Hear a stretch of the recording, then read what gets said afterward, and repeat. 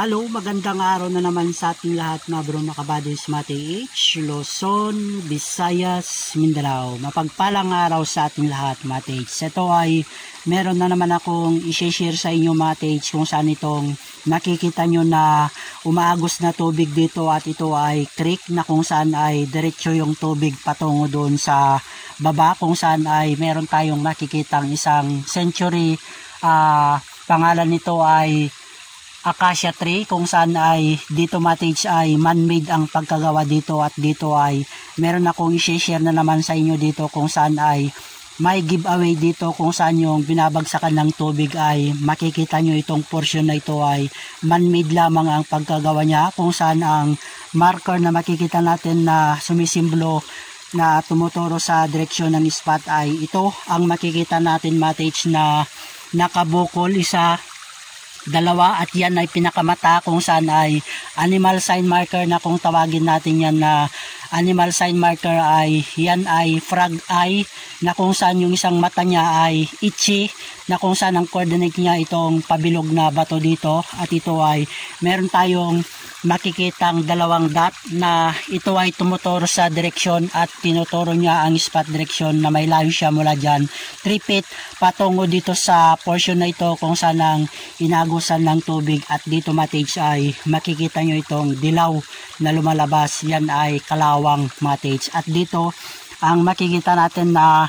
giveaway niya dito Mate H ay ito yung sign marker na ipapakita ko sa inyo at ito ay legit na ginawa ng mga pon na kung saan ang mata ng frog eye ito yung mata niya isa, dalawa, yung isang mata niya ay meron siyang itchy, sumisimbolo 1 deposit ang coordinate niya, itong pabilog na ito na bato na meron siyang isang dot at yung nasa baba ay tinutukoy naman yung isang dot na yon na dalawang dot na yan yung kinaroroonan ng spot deposit dito sa bato na yan na kung saan ay ito ang symbolization na makikita natin Mate H na tumuturo sa treasure under. Ito yung makikita natin Mate H na nakakorteng si dito plus dito ay meron siyang hole at mula dito Mate H ay malayo siya na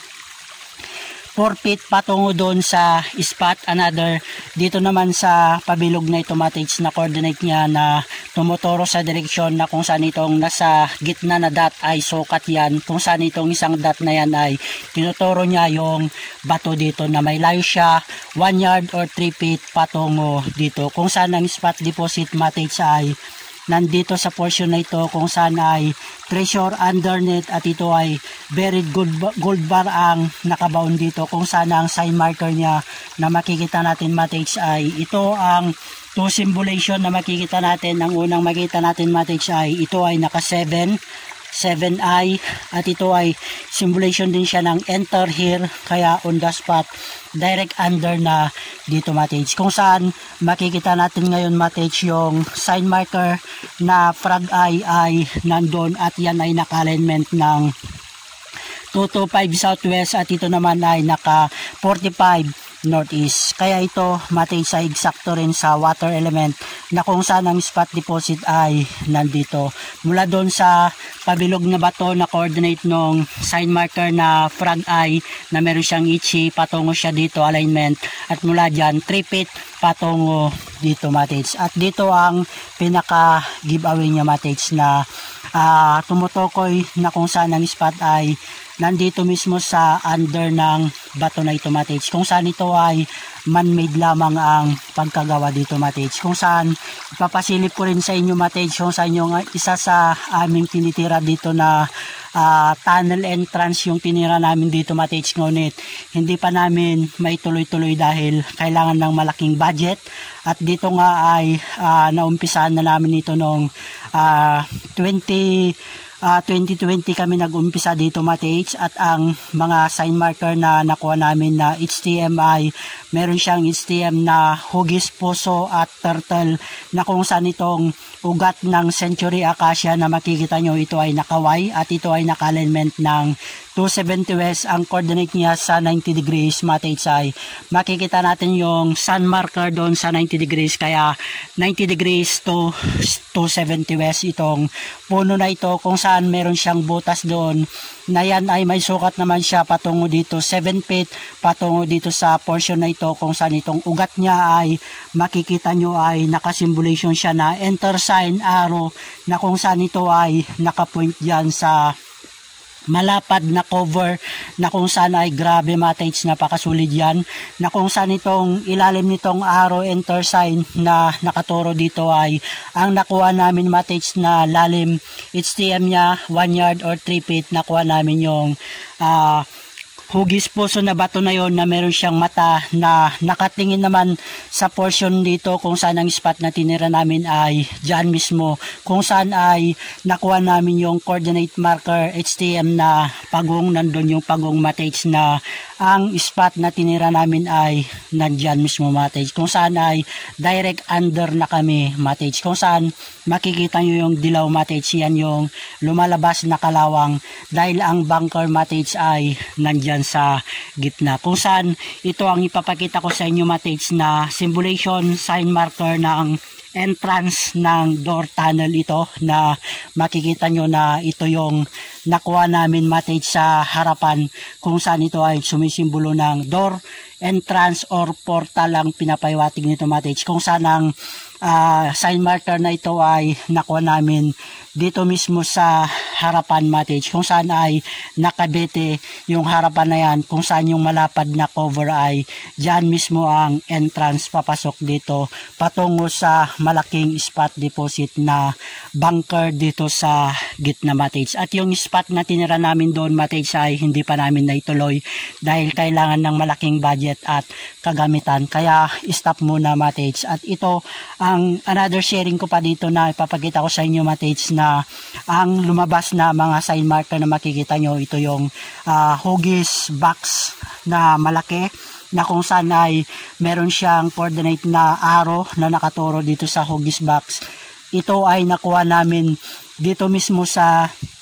ibabaw ng malapad na cover na ginawa nila, na man-made cover lamang yan matage, na kung saan itong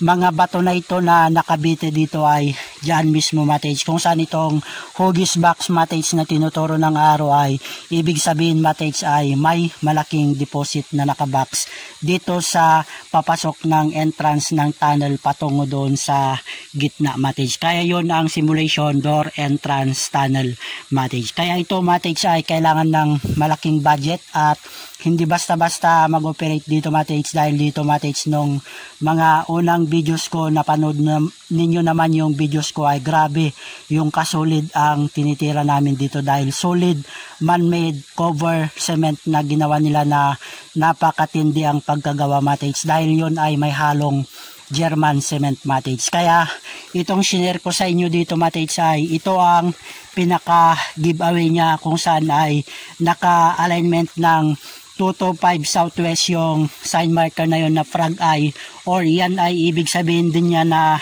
mata ng monkey head na nakatingin dito sa portion na ito, kung saan ang spot deposit sa 45 northeast, na kung saan yung simulation C at hole, ibig sabihin matage ay treasure under dito mismo sa bato na yan, na kung saan on the spot direct under na dyan matage. At sa lahat ng matage natin dyan, Luzon, Visayas, Mindanao, napakagandang sharing na naman yung isinare ko sa inyo matage. Baka sakaling makatagpo rin kayo ng ganitong sign marker, ibig sabihin nito ay positive ang